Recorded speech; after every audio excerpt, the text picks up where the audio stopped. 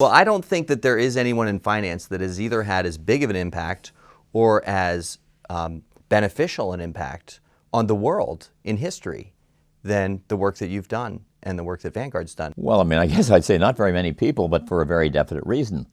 And that is most people in this business are trying to make money for themselves rather than for their shareholders. And so they're not focused on giving the shareholder the best break. What we should be doing is working, and what we have been doing here at Vanguard, is putting the investor first and innovating for the investor and not for ourselves. And so we have no one to serve but the shareholder. That man, Jack Bogle, is the most influential person arguably ever in the finance space. He's the creator of Vanguard Investing, the creator of index funds, and changed the way that the average person can invest so that we can do it in a low-cost, effective way that outperforms almost every professional investor in the world. You and me, yes, that is no exaggeration. We can invest better than the best investors in the world, all thanks to that man. As you just heard him say, his goal was always to put the money back into the investor's pocket and keep it away from the Wall Street sharks, whose goal is to make the most money for them, not for us. And over the years, Bogle compiled 10 very compelling rules to investing, and if you follow them, you better believe you're going to have a very successful financial future. So without further ado, let's see how Jack Bogle thinks we should all be investing based on the 10 fundamental rules that he created. Number 1, remember reversion to the mean. Don't look back at past performance, because all mutual funds, one way or the other, if they do very well in one period, they will do badly in the next period. If they do badly in the first period, they'll do well in the second period. It's so clear in the industry data, but reversion to the mean means don't think the past is prologue. It rarely is, and sometimes it's anti-prologue. Effectively, he's saying that the stock market swings like a pendulum. If you can picture a hypnotist, swings like a pendulum. They have good months, good periods, bad periods, but it always reverts back to the mean. And the whole idea behind what Jack Bogle created, which is index funds, is that is the mean. There's no chasing it, trying to beat it. It is the market average. Rule number 2, time is your friend and impulse is your enemy. The younger you are, the more money you stand to make, because time is compounding. As your money compounds, the longer it compounds for, the more it goes up in value. So the younger you start investing, the more success you're going to have over the journey. Think of the value of compounding. Get yourself out a little compound interest table and see that at 7%, money doubles every 10 years. And then it doubles again, and then it doubles again, and then it doubles again, and doubles again, and doubles again. And by the time you're at retirement age, if you start investing when you're 50, it's multiplied, you'll have to tell me, but let me say 35 or 40 times over. Unbelievable, maybe even more than that.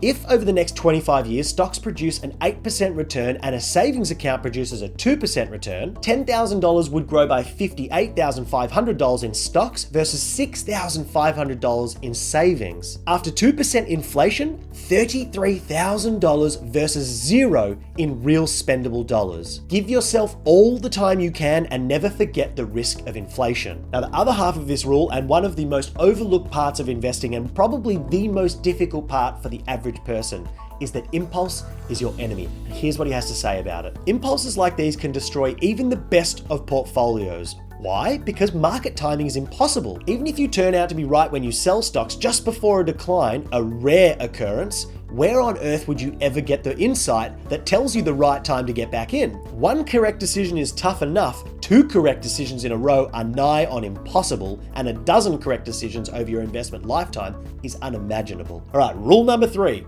buy right and hold tight. This one's as simple as anything in the world. Buy the right investments and the right funds, and then hold them forever. Don't freak out when it performs badly. Don't get overexcited when it performs well. Just trust the process and sit tight for as long as you can. Number 4, have realistic expectations. I think common stocks should earn a nominal return of around 7%, nominal meaning before inflation.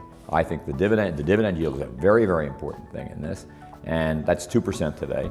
So corporate earnings should grow at about 5% in nominal terms. So you can look with reasonable expectations for a 7% return. Don't look for 11, don't look for 15, don't look for nothing, don't await the coming of the next bear market. Those are all guesses. It's the people that start to chase higher gains that are taking on more risk and making it less likely that they actually receive those realistic gains. Rule number 5, and my personal favorite, forget the needle, just buy the haystack. This is as simple as it gets. Don't look for the individual stocks. Don't look to pick the winners. Don't find the needle in the haystack because that's close to impossible. Instead, just own all the stocks in one go at low costs. Buy the haystack. It just makes common sense. Own the whole market and not just a few stocks. You don't need to take the risk of individual stocks. Take the market risk, which is quite high enough. You don't have to take both. Number 6, and I imagine that this is one of the main reasons why he invented index funds, and that is to minimize the croupier's take. Effectively, it is as simple as this. Invest in low-cost index funds so that you can keep the entire earnings on your investment. Whereas if you buy mutual funds that are actively managed, you end up paying fees to the person who manages that fund or the broker that manages that fund, and that's where you lose an enormous portion of your earnings. And check out these numbers. But what's the consequence of that if those two funds perform the same over 25 or 50 years? Well, the consequence of that is that the one that's indexed, a dollar will produce about $30 at 7%. And the one that's not indexed, and you're paying 2%, the dollar we created about $10 at 5%. That's the 7 minus the 2. So that means that you put up 100% of the capital, you've taken 100% of the risk, and you've gotten 33% of the return. Tom, if that sounds good to you, I've got a bridge I want to sell you. Got some real estate. Rule number 7, there is no escaping risk. Here is one of the biggest misconceptions about our money that we were ever taught. We were always taught that saving our money in a bank account with the bank is the safest thing we can do, and we're going to grow our interest. Wrong. Think about that for a minute. I don't like the risk in the stock market. So put your money in a savings account, a certificate of deposit. There's no risk there. Wait a minute. The return there is probably going to be about 1.5%, and we're going to have 2.5% inflation.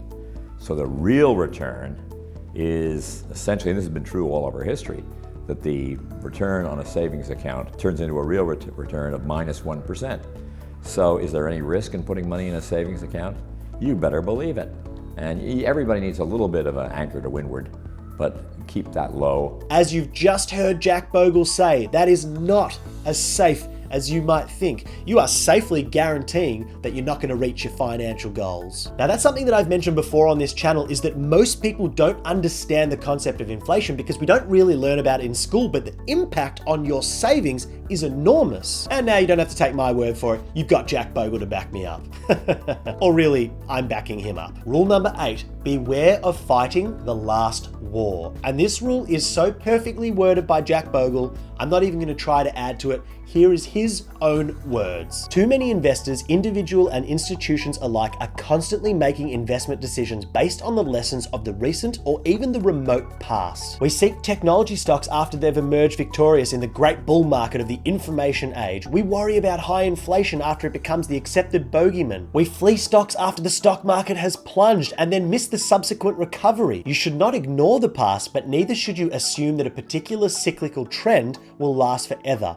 None does. I can't say it better than that, and I'm not even going to try to. On to rule number 8, the hedgehog always beats the fox. This is one of John Bogle's favorite rules, if not his favorite, and it's because the analogy captures it so perfectly. A cunning fox represents the Wall Street type who has all this knowledge and all this information and can use it to their advantage and beat the system and outperform the market, which, by the way, is proven to be untrue many times over many, many years. While the hedgehog knows that his very simple system will work forever over the long term, and that is to be well diversified in low-cost index funds that track the overall market. Those are the simplistic pillars for long-term success, and it is no more complicated than that. Fox knows many things, but the hedgehog knows one great thing. If you own the market, you are guaranteed, in a low-cost index fund, you are guaranteed to earn your fair share of whatever the stock market is kind enough to give us.